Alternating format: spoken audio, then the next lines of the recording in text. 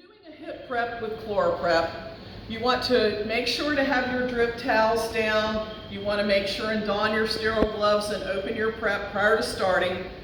Once you get started, you're going to take your Chloraprep wand.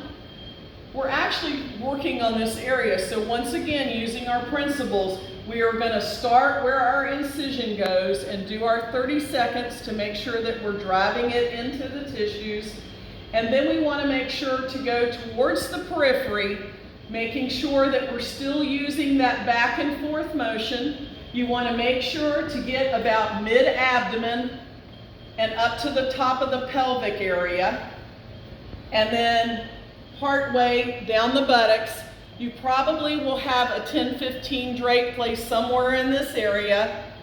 Once you get that area, you want to make sure and throw this sponge stick away, at which point you'll grab your next one and you'll start working below your incision site, making sure that we're coming down the leg circumferentially as much as possible, making sure not to touch the other leg or the drip towels, to just below the knee.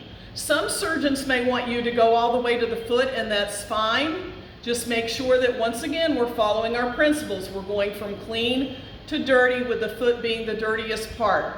But most typically you will find you go just below the knee because they usually put a stockinette and Coban on the lower leg.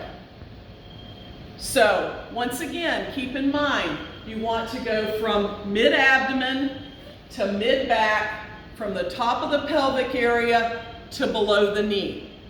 You also want to make sure to have enough sponge sticks to cover how much area. Keeping in mind your Chloraprep is a 12 by 12 inch area.